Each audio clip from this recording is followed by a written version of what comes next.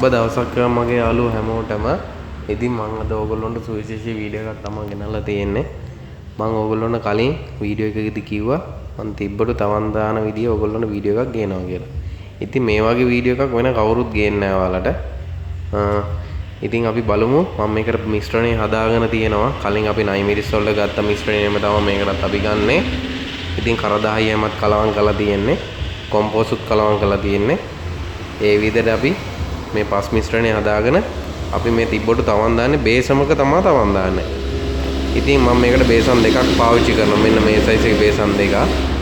ඉතින් අපි මේ පස් ටික මේ බේසමකට දාගෙන බලමු අපි කොහොමද මේ තිබ්බට ටික තවන් දාගන්නේ කියලා. ඉතින් මේක නිකන් තවන් දාන්න බෑ. අපි මෙහෙම බේසමකට පස් ටික දාලා මේවා ජීවාණුහරණය කරන්න ඕනේ. ජීවාණුහරණය කරලා මේ විදිහට තමයි කරන්නේ. ඕගොල්ලොන්ට තව දෙයක් කියන්න ඕනේ. මේ බේසම අපි ගන්නකොට මේ බේසමේ පොඩි සිදුරු දෙකක් විද ගන්න ඕනේ. මොකද අපි වතුර ජල සම්පාදනය කරනකොට වතුර බැහැලා යන විදිහට තියෙනවා. නැත්නම් බේසමේ අපි තවනට වතුර යොදනකොට බේසම ඇතුලේ වතුර පිරෙන්න පුළුවන්. ඒ පිරුණාම විවිධ දිලීර රෝග හැදෙන්න පුළුවන්. චූටි පැලවුණත් හැදෙනවා. ඉතින් ඒක වළක්ව ගන්න අපි මේකේ සිදුරු දෙයක් විදලා තියෙන්නේ. මට ඕගොල්ලොන්ට පෙන්වන්න බැරුණා. ඒක කමන්නේ. ඕගොල්ලොන්ට පුළුවන් සිදුරු දෙයක් විදගෙන මේ විදිහට පස් ටික දාන වතුර බැහැලා යන විදිහට. ඉතින් මේ සාමාන්‍ය තිබ්බටු තවාණක් කරනවා නම් තිබ්බටු බීජ පැලවෙන්න සති 3ක විතර කාලයක් යනවා. සාමාන්‍යයෙන් අපි බීජ තවාන් කරනකොට තිබ්බටු තමයි වැඩිම කාලයක් යන්නේ. ගොඩක් අය ඉතින් අපේ තවාන්නට එන ගොඩක් අය කියනවා තිබ්බටු අපි තවාන් දැම්ම හරියන්නේ නැහැ. මේ අල්ලලා විසික්කා මේ පස් ටිකත් එකම විසික්කා අය අතෑරලා දැම්මා කියලා කියනවා. ඉතින් ඒක මේ සාමාන්‍යයෙන් ඒ බීජ පැලවෙන්න කාලයක් යනවා. ඒ තිබ්බටු කියන ප්‍රභේදේ හැටි. ඉතින් තිබ්බටු වගාව ගැන කියනවනේ තමයි සාර්ථක වගාවක්. සාමාන්‍යයෙන් ඕගොල්ලෝ තිබ්බටු ගහක් නිවැරදිව හිටවලා ඒකට හරි විදියට පොහොර ටික වෙලාවට දාලා ජල සම්පාදනය හරියට කරොත් ඕගොල්ලන්ට තිබ්බටු ගහකින් කිලෝ එකක වගේ ප්‍රමාණයක් ගන්න පුළුවන්. අස්සන්නක් තියෙනවා. සාමාන්‍ය අවුරුදු එකමාරක් විතර වගේ එනකන් ඕගොල්ලන්ට අස්සන්නක් ගන්න පුළුවන්. ගහ කප්පාදු කරලා උනත් අස්සන්න ගන්න පුළුවන්.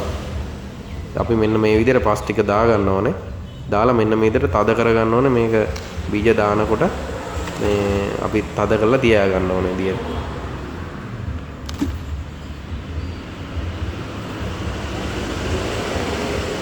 තිබ්බට වල මේමයි අපි කෘෂිකර්ම දෙපාර්තමේන්තුවේ බීජ තමයි මේකට පාවිච්චි කරන්නේ. ඉතින් ඒ බීජ ඉතාමත් ගුණාත්මක බීජ තමයි. ඕගොල්ලොන්ට ගස් වලින් තිබ්බටු ගෙඩිය අරගෙන එහෙම බීජ තවන් දානකට වඩා මේ ඔයාලට සාමාන්‍යයෙන් ඔය රාජ්‍ය දෙපාර්තමේන්තුවකින් ගන්න තියෙනවා නම් ඒ බීජ ගොඩාක් සාර්ථකයි. ඒ වගේ සාමාන්‍ය ඵලදාවත් වැඩි.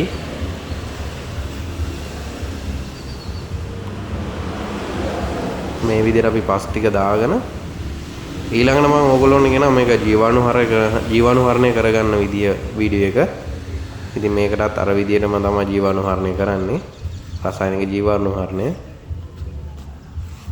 මේ විදිහට අපි පස් ටික දාගෙන බේසන් දෙක ලැහැත්ති කරගන්න ඕනේ. සාමාන්‍යයෙන් අපි මේකට බීජ පැකට් 3ක විතර ප්‍රමාණයක් තමයි ගන්න මේකට.